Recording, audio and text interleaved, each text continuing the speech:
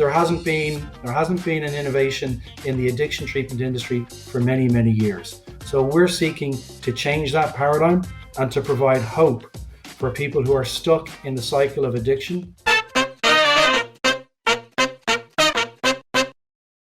Hey there, Midas Letter subscribers, viewers, traders, and investors. My guest right now is Anthony Tennyson. He's the CEO of Awakn Life Sciences, trading on NEO under the symbol AWKN.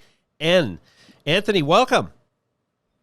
Thank you very much. It's an absolute pleasure to be here to get the opportunity to speak to you and your viewers. I'm really grateful. Yeah, great. Same here. Tell me, what is the business model of Awakn? So the business model of Awakn is to develop the next generation of psychedelic drugs, therapies, and enabling technologies to better treat addiction. And we do two things, and it's real simple. We develop and we deliver. We develop the next generation of psychedelic drugs, therapies, and enabling technologies to better treat addiction. And we deliver those therapies and those technologies in clinics that we will own and operate across the UK and the EU. So it's real simple: development and delivery of psychedelic medicine to better treat addiction. And the reason that we're focused on addiction is it's actually one of the most significant unmet medical needs of modern times. About 15 to 20% of the US, UK, EU, and Canadian population are affected by one type of addiction or another, be it a substance addiction like alcohol or a behavioral addiction like gambling. And there hasn't been an innovation in the addiction treatment industry for many, many years. So we're seeking to change that paradigm and to provide hope for people who are stuck in the cycle of addiction, hope for their families and for their communities. Sure. It's a knee-jerk reaction would be how counterintuitive it must seem to use drugs to treat addiction if you were to consider the psychedelic substances drugs. So what is the difference between an addictive substance and the drug that you would use to treat the addiction? So that response is understandable. We view them as medicines, not drugs. So about 70% of addiction and mental health issue has trauma as a common and contributing factor. And the current treatment methodologies for both mental health and addiction are not always effective at treating that trauma. The current, the psychiatry model, by prescribing and sending people home, it just suppresses the symptoms, but it never solves the root cause trauma. And psychology, it's just talk therapy. And if the trauma is significant enough, one of two things will happen. The client will either clam up and won't want to talk about it, or they'll walk out the door. So we believe psychedelics are uniquely positioned to change that paradigm. And they provide a space for the therapist and the client to together work through the trauma that is leading to the addictive behaviors being exhibited. And there's an emerging body of evidence that proves and will prove that psychedelics and psychedelic-assisted psychotherapy is better, potentially, at treating addiction than current treatment methodologies. Our team, Dr. Ben Sessa, Dr. Laurie Higbed, and Professor David Nutt led the world's only clinical trial for MDMA for alcohol use disorder. Results were published earlier on this year, and the early efficacy shows a 20% relapse after 9 months for using MDMA-assisted psychotherapy to treat alcohol use disorder. That stacks up against a 70% relapse rate after 12 months as standard across the world for alcohol use disorder for a condition that affects 5% of the population. Mm-hmm. Similarly, we're about to see published the output from a phase 2A and B trial for ketamine-assisted psychotherapy for alcohol use disorder that was run by Professor Celia Morgan, who works with us. And that will potentially show that ketamine-assisted psychotherapy was also more effective at treating alcohol use disorder. So in our opinion, we believe these represent the next wave of innovation on how to treat addiction. And there's research evidence that now shows these are more effective than the current treatment industry. So I know it's counterintuitive, but it's actually been proved in research to be more effective. Sure. So you're in the development stage of this company. You haven't got clinics operating yet, but that's what you're doing. Correct. So we do two things. We do development and we do delivery. On the development side, we've got three core work streams. We've got an immediate term goal, which is to deliver ketamine assisted psychotherapy for alcohol use disorder. And we've acquired the IP from that clinical trial I mentioned. Medium term goal is to run clinical trials to seek to secure marketing authorization in the UK and the EU for MDMA for alcohol use disorder. And long term, it's about developing our own molecules and medicines to treat alcohol, opioid, tobacco, and behavioral addictions. That's on the development side. And you're correct. On the delivery side, we're aiming to open up clinics across the UK and the EU. UK, EU, 400 million people. We'll have 3 clinics open in the UK this year, another 6 clinics in the UK and Ireland next year, before we then move into continental Europe the year after and the year after that, aiming to have 20 clinics across the UK and the EU, delivering what we develop in our development work streams. And each one of our clinics is capable of producing between 3 and 6 million Canadian in revenue. That's impressive. Who pays for the treatment in these clinic environments? Is this something like, for example, the NIH would pay for in the UK? That's a great question. So currently, because neither ketamine is not approved by the UK state for the treatment of addictions or mental health disorders, it's out-of-pocket payment. So individuals have to pay for this out of their disposable income. That is not a great position. It's not what we want. What we want is we want to help as many people as possible, as many families as possible, as many communities as possible. And in order to do that, we need to run our methodologies, our therapies, and our drugs through to pivotal trials in both the UK and the EU. And that's what's great about our business, is the fact that we do development and we're running the trials and we do delivery.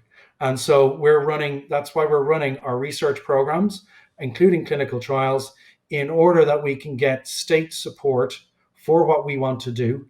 And ideally then get the NHS to support us and the insurance markets to support us. But right now, it's out-of-pocket payment for individuals. Mm-hmm. Do you do all the research in your own environment? Do you have any sort of participation by the academic community? Well, what we have is we've partnered with some of the world's leading companies. For our drug discovery program, we've partnered with Evotech. Evotech is one of the world's leading drug discovery companies with a long history of successful drug discovery and drug development on central nervous system conditions, particularly focused on the serotonin supporter system in the brain. And we've partnered with them for our drug discovery program, which Professor David Nutt, who is the global authority in this industry, he's running and overseeing that program for us. And then on the clinical trial perspective, or clinical trial work stream, which is our medium-term work stream for MDMA to treat alcohol use disorder, we've partnered with PRA Health Services, or Health Sciences, I beg your pardon. Again, one of the world's leading contract research or clinical research organizations. And then from an academic perspective, we've got some of the smartest minds working for us, with Professor David Nutt, who also continues to hold a chair in Imperial University, and Professor Celia Morgan, who's co-head of the Department of Psychology in the University of Exeter. And then on our scientific advisory board, we've got some of the best people going, with Ben, David, Celia, and also Annie and Michael Mithofer from MAPS, who were the principal investigators on all of MAPS's phase 2 studies, and Matt Johnson from Johns Hopkins Universities. So, we've got a great network of world-leading partners and world-leading academics. Mm-hmm. Wow, fantastic. So how does the revenue picture scale for the company from the investor perspective over the next 3 years?